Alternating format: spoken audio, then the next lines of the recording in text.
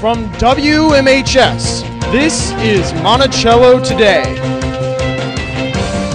with Michael Comer and Lauren Drake, live from the studio at Monticello High School. Good morning and welcome to Monticello Today on a Friday morning. I'm Michael. And I'm Lauren. We are now just 1 week away from winter break.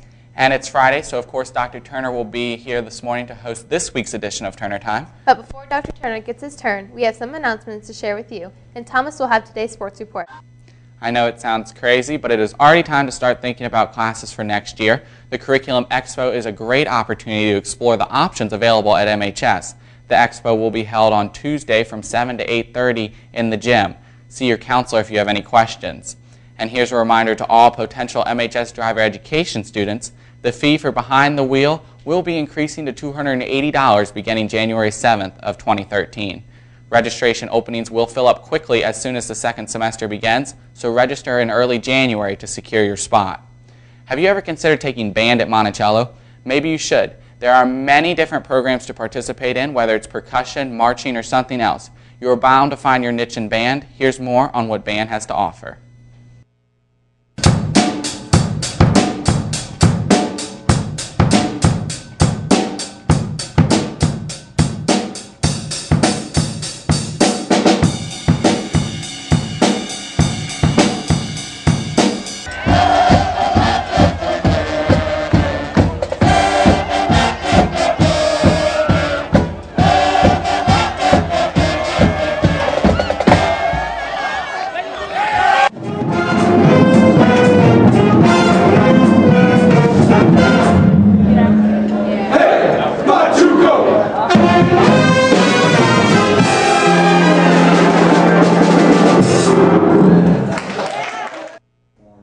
If you are nervous about the Math SOL, then go to the Math Center in Downstairs Blue on Tuesday and Wednesdays to get help before the SOLs. The SOLs will take place next Wednesday, Thursday, and Friday. Math Review goes from 4 to 6 p.m. If you have any questions, see Miss Red in B101. Are you a writer, artist, photographer, or songwriter? If so, they'd love to add your work to Inkspire, Monticello's 2013 literary magazine, which is sponsored by Miss Blackburn's creative writing classes. All submissions can be sent to cwletmag2013@gmail.com. The deadline of January 7th is fast approaching, so get them in as soon as possible. Sports is up next with Thomas. Don't go anywhere.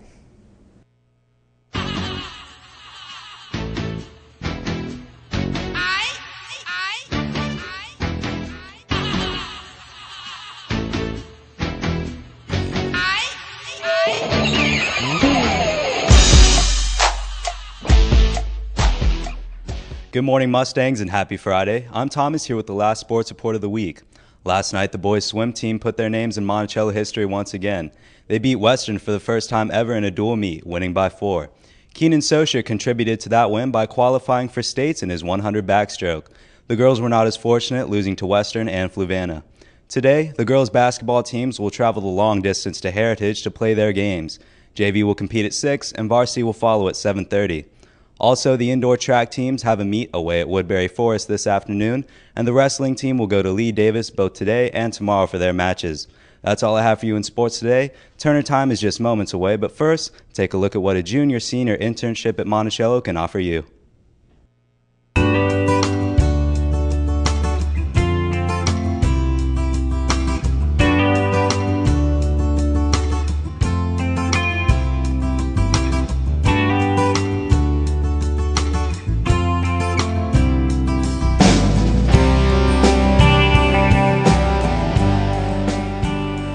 Internships provide real-world experience to students looking to explore career paths or gain the knowledge and skills relevant to a particular career field.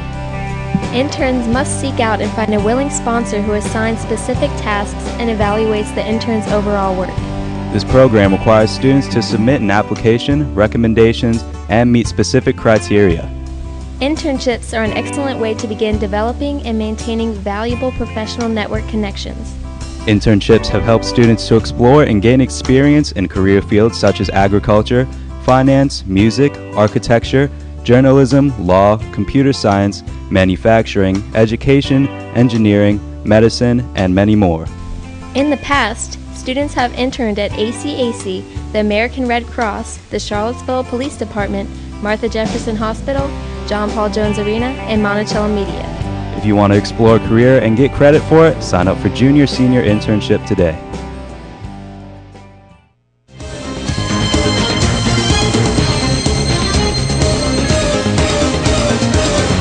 Good morning, staff and students. This is Dr. Turner, and welcome back to Turner Time.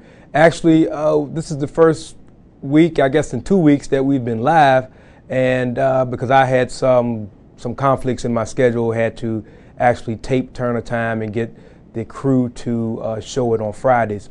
And we're saying that the crew, I wanted to say that the Turner Time is brought to you by a number of people. The young people who run the studio are outstanding, and I wanted to take a little time today just to show you all how Turner Time actually is produced and comes to you, and all the people who are involved in that process. So I want you to look around. I want some of you all to come out and kind of get in the shot of the camera right quick so people can see you. This is a kind of a big operation. I couldn't do any of this without some of these young people here. And I actually have some more people behind the camera. And you can see I have Dr. Chandler here, who's always taking care of things here in the studio. So this is how Turner Time is brought to you, and I just really appreciate the work that they do. Last couple of days, I've been thinking about something, and I wanted to share this with you. This is probably the main thing that I want to just tell you today, and I'll try to be brief. But some of you all, I've had adults say, "Why do you call the students children? They're teenagers. They're older." Well, let me tell you why. I don't call you children because I'm being disrespectful, or because I don't think that you are older. I call you children because there are things that I know about your classmates that some of you all don't know. I know which classmates are in trouble with the law. I know which classmates, your classmates, have actually done time in detention, or even maybe worse, a juvenile jail like Beaumont. I know which classmates are having health issues, or have parents who are having health issues, or young people here in the building who actually, when they're not with us here, they have to be adult-like. If they don't behave as adults and handle themselves as such, then it's very difficult for them to maintain outside of school. So the reason why I call you children is because I never ever want any of you all to feel like when you come to school that you have to be anything other than a student. Because outside of school, sometimes you have to be more than a child. You have to be adult-like. So when you're here, I want you to feel as though you're free to make mistakes, you're free to learn, you're free to grow, and I want you to understand that you can leave the adult decisions to me, because I serve as your parent, I serve as your father when you're with me, and you don't have to be an adult when you're here. You can be a young person who's trying to find your way. And I wanted to just share that with you all, because I know that you're not little children. I have little children at home. I know what little children are like. You're not that, okay? You're much older, but you're not adults yet, and I never want anyone here to feel as though they have to be in that role, because that's my job, and that's also the job of the other adults here, is to help you all to become adults, but not to be adults yet, okay? So that's very important to me.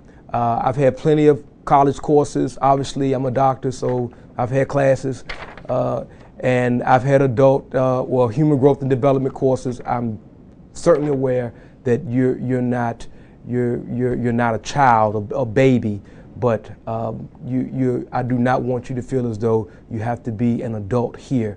You need to feel safe here and feel as though you can be a student. So with that being said, I want to get to my questions, and then I have two last things that I'm going to end on. Chase asked me, who's the coolest person you've ever met? You know, and I had to think about that. And I'm not sure if a lot of you all know who this person is, but there's this comedian, Ricky Smiley. I'm not sure if you've ever seen anything that he's been on, but anyway, Ricky and I belong to